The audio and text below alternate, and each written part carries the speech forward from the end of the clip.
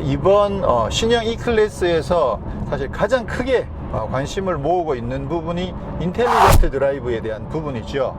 우리가 흔히 말하는 이제 자율주행의 개념에서 반자율주행이 어느 정도 가능해졌다라는 개념이고요. 지난번에 이제 S클래스가 출시가 되면서 그동안 앞차를 따라서 거리를 유지해 가면서 주행을 해주는 그 디스트로닉 플러스에다가 스티어링 어시스트 기능이 추가가 됐습니다. 그래서 스티어링 어시스트는 잠깐 손을 놓더라도 차가 알아서 차선을 따라서 주행해주는 그게 가능해졌다라는 게 이제 도입이 되면서 야, 이 정도면 뭐 거의 반자율주행이 아니냐 라는 개념이 이제 그때부터 좀 더 적극적으로 확산이 되기 시작했고, 그 이후에 뭐 아우디, 볼보, 현대 이런 모델들이 다양하게 그 스티어링 어시스트를 추가를 하고 있습니다. 자, 그런데 가장 먼저 시작한 브랜드답게 이번에 신형 E클래스를 선보이면서 그 반자율 주행의 개념이 조금 더 확대가 됐습니다. 그래서 실제로 손을 놓고 주행할 수 있는 거리도 더 길어지고, 그리고 좀 더 다양한 조건에서도 좀 더 폭넓은 환경에서 손을 놓고 가더라도 차선을 따라가 줄 수 있는 그런 기능적인 업그레이드가 이루어졌다라고 말씀드릴 수가 있겠는데요. 지금 벤츠, BMW, 아우디, 뭐 폭스바겐, 그리고 또 볼보 이런 브랜드에서 다양하게 사용하고 있지만 브랜드마다 성격들이 조금씩은 차이가 나는데요. 가장 대표적으로 이제 벤츠하고 BMW가 차이가 나는데, BMW 같은 경우는 어댑티브 크루즈 컨트롤이랑 상관없이 스티어링 어시스트를 따로 작동시킬 수가 있습니다. 그래서 크루즈 컨트롤을 안 쓰는데 손을 잠깐 놓더라도 이 차선을 넘어가지 않도록 그게 가능합니다. 근데 이 차 같은 경우는 어댑티브 크루즈 컨트롤을 같이 쓰지 않으면 그냥 경보만 이렇게 차선을 넘어가려고 하면 경보만이 아니라 실제로 차선을 넘어가지 못하게끔 핸들을 감아주는 게 되는군요. 네. 방향지시등을 켜지 않고 만약에 서서히 이렇게 차선을 넘어가려고 한다 그랬을 경우에는 넘어가 버리네. 지금 아마 핸들이 지금 과격하게 꺾여 있어서 그렇게 넘어간 것 같은데, 한 번 더 볼까요? 이렇게 보면 또 넘어가 버리네. 좀 전에는 차선을 넘어가지 않도록 지금 핸들을 감아줬었거든요. 근데 이게 그거를 정확하게 디텍팅을 잘 못하는 것 같아요. 그런데 어쨌거나 이 차 같은 경우는 그 스티어링 어시스트가 어댑티브 크루즈 컨트롤이랑 같이 연동돼야만 작동된다라는 게 이제 BMW 7 시리즈랑 다른 점인데요. 자, 그동안 이제 그 벤츠의 디스트로닉 플러스를 작동하는 기능 레버가 여기서 잘 안 보여요. 스티어링 휠에 가려져 있어 가지고 손에 이제 왼손 여기 부분에 있는데 잘 안 보이거든요. 그래서 이거를 조작하는 방법을 익히 알고 있으면 모르지만 익숙하지 않은 사람들은 이걸 어떻게 해야 작동이 되지 찾아보기가 이제 불편하다라는 말씀을 드렸었는데, 자꾸 쓰다 보니까 익숙해지긴 했어요. 그래서 한 가지만 기억하면 됩니다. 벤츠의 이 디스트로닉 작동 레버는 그냥 낮쪽으로 당겨 올리는 거 하나만 생각하시면 됩니다. 일단 당겨 올리면 시작이에요. 현재 속도에서 그 바로 디스트로닉 플러스가 작동을 하고요. 스티어링 어시스트는 이쪽에 이제 그 온이 되어 있을 경우에 이쪽에 이제 선택할 수 있는 기능 버튼이 있거든요. 여기서 온이 되어 있을 경우에 디스트로닉 플러스가 작동하면서 동시에 이제 스티어링 어시스트까지 바로 작동을 합니다. 당기면 시작이에요. 그 상태에서 속도를 올리는 거는 이해하기 쉽죠. 레버를 위로 올리면 되겠죠. 그래서 한번 3개 꾹 올리면 10km씩 속도가 올라가고요. 내리면 10km씩 내려갑니다. 그리고 살짝 이렇게 까딱까딱 하면 1km씩 속도가 올라가서 세팅이 됩니다. 자, 그래서 지금 현재 이제 103km에 세팅을 해놨고요. 이 고속도로가 100km 도로인데 실제 이제 계기판 속도랑 실제 속도랑 조금 차이가 나니까 지금 103km로 세팅을 했고, 스티어링 어시스트가 지금 작동이 되어 있습니다. 그래서 앞차를 따라서 차선을 따라서 주행을 해주는데, 좀 전에 이제 그 핸들을 잡으라라는 경고가 떴었거든요. 그랬는데 경고가 해지됐어요. 자, 일단 그거 조금 이따 설명드리기로 하고, 네, 지난번 S클래스 같은 경우에는 핸들에서 손을 놓고 주행할 수 있는 시간이 한 20초 정도 됐어요. 그래서 한 15초 정도까지는 잘 가다가 15초 정도 지나고 나면 경고음을 띄워줘요. 핸들을 잡으라라고 띵띵 그러거든요. 그랬는데도 5초 동안 계속 안 잡고 있으면 그러면 이제 시스템을 꺼버리거든요. 그러면 그때는 이제 사람이 운전을 해야 되는 상황인데, 이 차 같은 경우는 60초로 늘어났다고 그래요. 그래서 근데 어제 테스트를 해보니까 한 40초 정도까지는 되는 것 같은데 60초까지 되는지 자 지금 한번 테스트를 해보도록 하겠습니다. 지금부터 시작. 손을 놓고 손을 놓고 지금 따라가고 있습니다. 잘 가고 있죠. 지금 속도가 또 떨어져 가지고 진짜 이렇게 뭐 차들이 좀 막히는 이런 상황에서는 뭐 정말 편하죠. 이게 뭐 차선 따라가면 되니까. 그죠? 20초가 지났습니다. 20초가 지났는데 지금 아직 경고가 안 나타났군요. 지금 한 28초 정도에서 경고가 떴고요. 그런데 다시 없어졌어요. 없어졌다가 지금 현재 속도가 85km입니다. 시속 85km인데 40초가 지났는데 아직 이제 경고가 떴습니다. 지금 여기 핸들 잡으라고 이제 경고가 뜨고 헤드업 디스플레이에도 경고가 떴어요. 자, 지금 50초가 넘어가고 50초 넘어가니까 지금 띵띵 소리도 나죠. 띵띵 소리가 나는데 계속 나고 있고 1분이 넘었어요.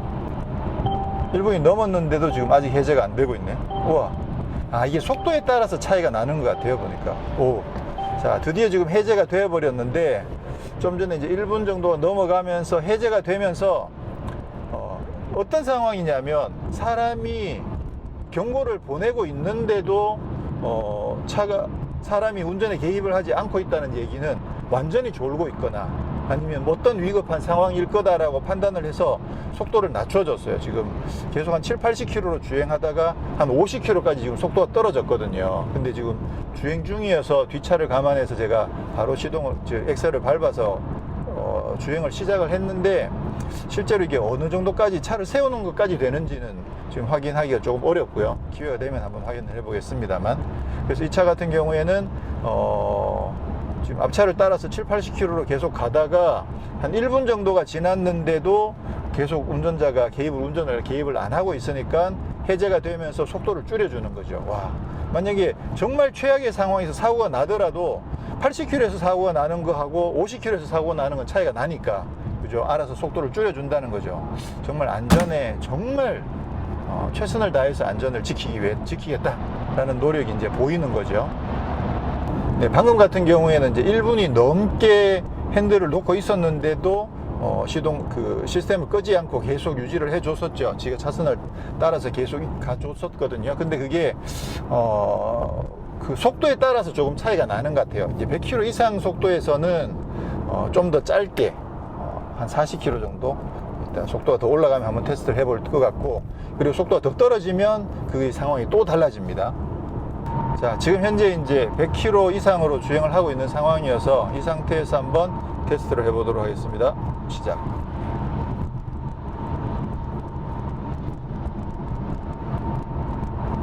지금 앞에 상당히 큰 커브길인데 차선을 따라서 주행을 잘 해주고 있죠.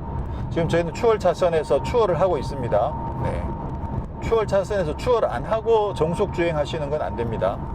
추월할 경우에는 당연히 추월 차선으로 들어오죠. 자, 지금 한 23초 정도, 20초에서 23초 정도에서 지금 경고가 떴거든요. 그리고 지금 30초를 지나고 있고, 35초 계속 땡땡거리고 있죠. 40초가 넘어갔고,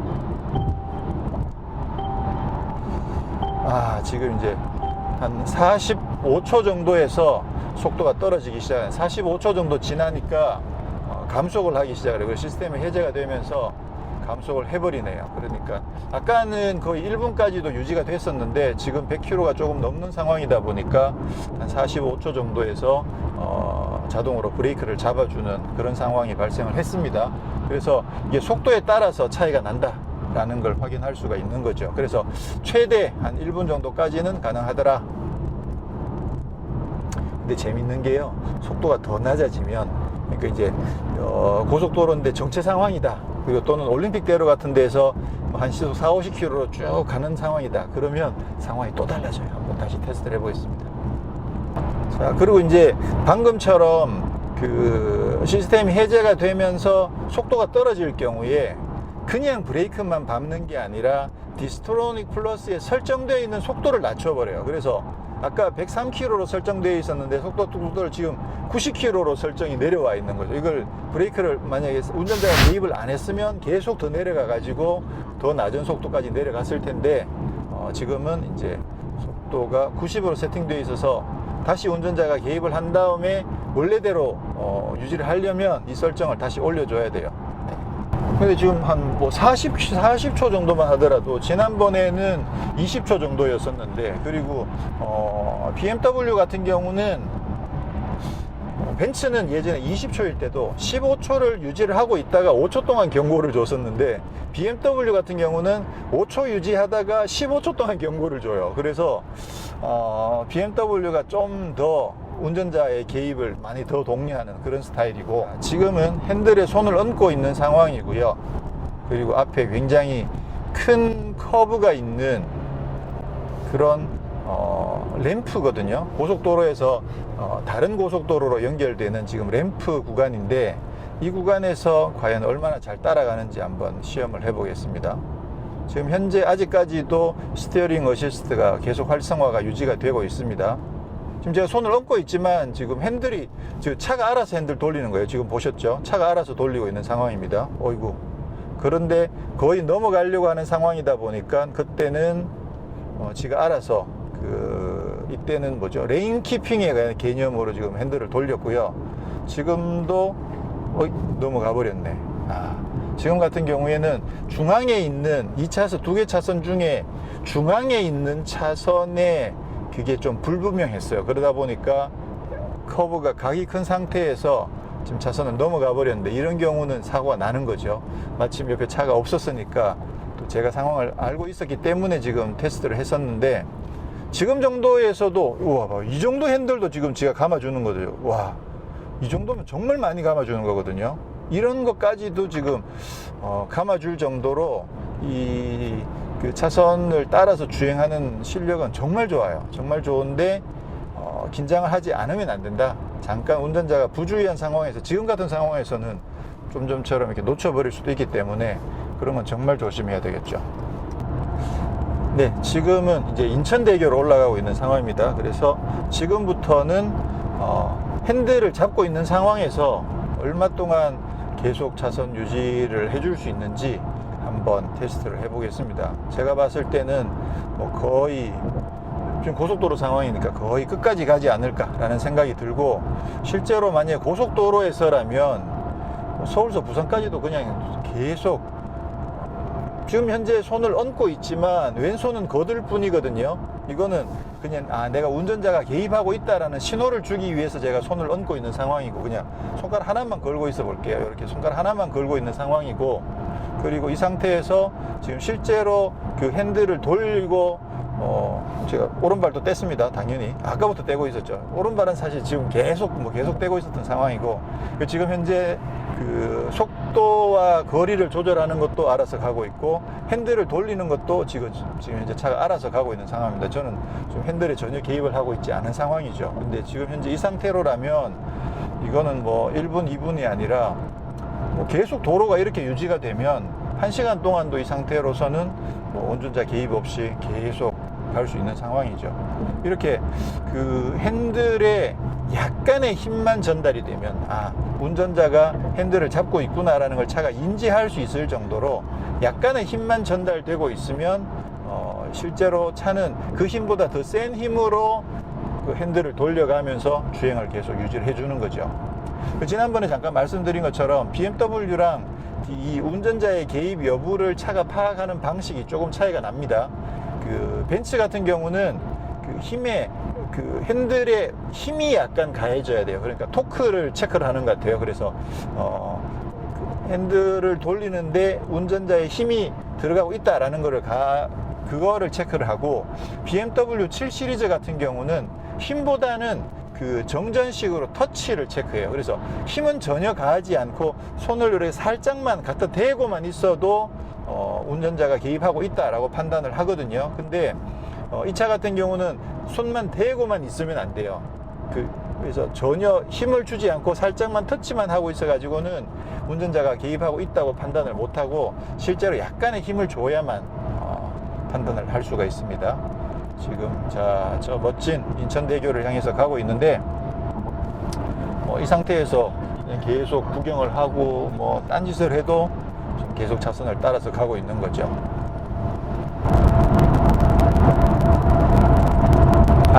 그래서 이 보니까 또 자, 지금 이제 계속 손가락을 이렇게만 걸고 있었거든요. 걸고 있었고, 차가 알아서 지금 계속 핸들을 돌려가면서 주행을 했고, 참. 자, 이렇게 가면,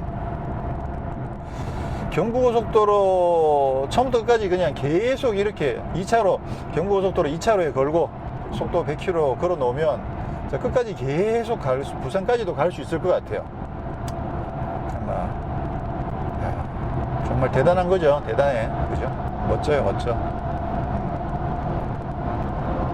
원래는 그거 해보려고 그랬는데, 너무 뻔한 것 같아서, 직접 테스트 해보진 않고, 이 정도 테스트로, 마무리하도록 하겠습니다. 정말 반자율 주행에 가까운, 이 디스트로닉 플러스의 스티어링 어시스트. 정말 확실하게 좋습니다. 네, 지금 시승하고 있는 이 신형 E클래스는 E클래스로 10세대 모델에 해당됩니다. E클래스는 세대가 바뀔 때마다 사실 상당히 큰 변화들을 거쳐왔죠. 그래서 세대 구분이 굉장히 명확하게 디자인적으로도 또 그 엔지니어링 면에서도 상당히 큰 변화들을, 많은 발전들을 이루어 왔었는데요. 이번 10세대 같은 경우에는 역시 디자인이 크게 변했습니다. 그래서 이미 S클래스를 통해서 선보였던 그 디자인 아이덴티티가 C클래스를 거쳐서 지금 이제 E클래스까지 적용이 됐는데요. 그러다 보니까 사실 S클래스는 아무래도 좀 디테일 면에서 조금 더 차별화가 됩니다. 그래서 S클래스는 지나가면 그나마 좀 쉽게 구분이 되는 상황이고요. 근데 E클래스하고 C클래스 같은 경우는 얼핏 봐서는 참 구분이 쉽지 않다라는 생각이 들 정도로 많이 닮았습니다. 그렇긴 하지만 사이즈가 아무래도 차이가 나는 만큼 이렇게 옆에서 보면 C클래스보다 E클래스는 확실히 좀 차차 더 길구나 라는 느낌을 그 정도는 확실하게 받을 수가 있습니다. 네, 차체 사이즈도 좀 많이 커졌습니다. 그래서 길이가 43mm, 휠 베이스가 64mm 정도 늘어났는데요. 휠 베이스가 한 6cm 정도 늘어나면 실제로 승객 공간에서 차이가 많이 나죠. 그럴 정도로 실내 공간이 많이 넓어지고 차체도 많이 커졌습니다. 네, 그리고 파워트레인도 이번에 많은 개선이 이루어졌습니다. 사실 좀 벤츠에서 처음이다시피 할 정도로 다운사이징을 제대로 적용을 했죠. 그래서 그동안 지금 오늘 시승하고 있는 모델이 E300인데, 그동안 E300에는 V6 3.0 엔진이거나 아니면 최근에는 V6 3.5 엔진을 얹었었는데, 이번에는 무려 4기통 2000cc 엔진을 장착을 한 거죠. 야, 4기통 2000cc 엔진 가지고도 이 큰 덩치를 예전 이 350 수준으로 운행할 수 있다라는 것 자체가 사실 엄청난 발전이라고 보여지고요. 네, 엔진이 4기통 2.0 터보로 바뀌면서 최고 출력이 기존에 252마력이던 게 241마력으로 한 11마력 정도 줄어들었습니다. 그렇지만 반면에 토크는 이게 터보 엔진이다 보니까 토크가 상당히 높게 나와서 34.7이던 게 37.7로 올라가면서 약 한 3kg/m 정도가 토크가 더 높아졌죠. 덕분에 최고 출력은 어차피 250km에서 자동으로 이제 제한이 되지만, 제로 100 같은 경우에는 이전에는 한 7초대였던 게 이번에는 6.3초, 6.2초 정도까지 내려오면서 상당히 강력한 가속력을 갖추게 됐습니다. 이게 덩치가 이렇게 큰 어떤 E클래스의 2000cc 터보 엔진 가지고 이처럼 막 다이나믹한 주행이 가능하다는 것 자체가 사실 상당한 기술 발전이라고 말씀드릴 수가 있죠. 자, 근데 그 벤츠 같은 경우는 이제 2000cc 터보 엔진 가지고 241마력만 낼 수 있느냐? 그거 아니죠. 이미 2.0 터보 엔진 가지고 360마력도 뽑아내고 있습니다. 지금 A45AMG 또는 GLA45AMG 같은 경우에 지금 360마력을 뽑아내고 있죠. 사실 어마어마하죠. 2000cc 가지고. 근데 그 2.0의 그 360마력 엔진 같은 경우는 우리가 이제 AMG다 보니까 기대하는 부분들이 있죠. 정말 강력한데, 사실 이 2.0 가지고 360마력씩 뽑아내다 보니까 좀 어떤 그 막 쥐어 짜는 듯한 어떤 그런 감각적인 한계가 있긴 있습니다. 근데 물론 이제 이 차보다 훨씬 더 강력하죠. 또 작은 차체에다가 뭐 360마력이나 얹었기 때문에 훨씬 더 강력하지만, 근데 느낌상 보면 그 차는 좀 막 쥐어짜는 듯한 그런 느낌이 드는데 241마력은 딱 여유가 있는 것 같아요. 뭐 차가 크니까 그만큼 빠르게 달리지는 못하지만, 근데 느낌 자체가 가속하는 감각이나 또 평상시 탈 때 어떤 피드백 같은 부분에서는 오히려 더 딱 적합한 수준의 출력과 무게가 아닌가라는 생각이 들 정도로 이 E클래스 차체하고 241마력 그 2.0 터보 엔진하고는 궁합이 상당히 잘 맞는 것 같아요. 또 변속기는 그동안 이제 7G 트로닉을 쓰다가 이번에는 이제 9G 트로닉 9단 자동 변속기로 바꿨거든요. 그러다 보니까 변속 감각이나 이런 부분들도 굉장히 매끄럽고, 또 스포티한 면에 있어서도 사실 좀 유리한 점들이 있고요. 이게 그런 반면에 이상하게 예전에 7G 처음 나왔을 때 이제 변속 충격 때문에 사실 불만들이 상당히 많았었는데, 이 차 같은 경우도 보면 한 3단에서 2단으로 감속하는 상황에서 3단에서 2단으로 변속을 할 때 좀 퉁 하고 튀는 것들이 좀 여러 번 발생을 하고 있습니다. 그게 이제 특히나 그 디스트로닉 플러스를 걸고 가다가 앞차가 정차를 해서 속도 좀 감속을 빠르게 하는 상황에, 그 상황에서 보면 자주 이렇게 탕탕 튀는 느낌들이 좀 자주 발생하고 있어서 그 부분은 좀 체크를 해서 개선해야 될 부분이 아닌가라는 생각이 들고요. 사실 저는 그런 부분 그렇게 뭐 많이 신경을 쓰는 부분은 쓰는 편은 아닌데, 또 고객 입장에서는 그런 부분들이 신경이 많이 쓰이시겠죠. 그래서 그 부분은 아마 한번 체크를 해봐야 될 것 같다는 생각이 듭니다. 그 외에는 전반적으로 상당히 편안하게 주행이 가능하고요. 승차감 자체도 정말 안락합니다. 진짜 이거 뭐 벤츠 특유의 그 편안함이라는 설명을 할 수 있을 정도로 정말 편안한 주행 감각이 돋보이고, 실내도 굉장히 조용하고, 뭐 바람 소리 이런 건 거의 안 들어오고, 노면 소음이 조금 올라오는 정도. 엔진 쪽에서도 이 4기통 엔진인데도 엔진 소음 이런 것들은 거의 안 들어올 정도로 정말 조용하고 편안한 그런 주행 감각을 선사를 합니다. 자, 그리고 지금 이제 계속 한 손가락만 걸고 지금 계속 내려오고 있는데, 지금 경부고속도로를 탔거든요. 지금 경부고속도로다 보니까 한 손가락만 걸고, 뭐 핸들도 제가 돌리는 게 아니에요. 그리고 발은 아예 지금 치워놓고 지금 가고 있는 상황인데, 이 상황에서 뭐 끝까지 계속 갈 것 같아요. 정말 장거리 여행하는 그런 상황이라면 이 기능은 정말 편하다, 이렇게 말씀드릴 수가 있겠죠. 네, 자료를 확인해 보니까 그동안 이제 S클래스 같은 경우에는 이 기능을 이게 이제 디스트로닉 플러스의 스티어링 어시스트 이렇게 불렀었거든요. 디스트로닉은 우리가 흔히 알고 있는 이제 어댑티브 크루즈 컨트롤에 해당되는 기능이고, 그리고 이제 스티어링을 알아서 조작해주는, 그러다 보니까 스티어링 어시스트 기능은 현대 같은 경우 이제 엘카스에 해당하는 그런 기능이라고 할 수가 있겠죠. 근데 이번 E클래스에서는 이름이 좀 바뀌었습니다. 그래서 드라이빙 어시스트 패키지 플러스라는 게 이제 여러 가지 기능들을 합쳐서 그런 패키지 플러스라고 부르고 있고요. 디스트로닉 플러스 같은 경우에는 디스턴스 파일럿 디스트로닉이라고 이름을 바꿨더라고요. 지금 이 차에만 바꿔서 부르는 건지 앞으로 계속 바뀌게 될지는 모르겠지만, 어쨌거나 이 차에 적용된 드라이빙 어시스트 패키지 플러스에는 디스턴스 파일럿 디스트로닉, 그리고 스티어링 파일럿, 그래서 그 두 가지가 그동안에 이제 핸들하고 이제 차간거리 조절해주는 기능에 해당하는 이름으로 바뀌었다라는 거 말씀을 드리고, 그 외에도 굉장히 다양한 그런 편의 안전 장비들이 막 수두룩하게 지금 장착이 되어 있습니다. 그래서 정말 안전면에서는 빈틈이 없을 정도로 정말 첨단 안전 장비들을 잘 장착하고 그런 것들이 잘 작동을 하고 있더라. 정말 뭐 어마무시한 놈인 것 같아요.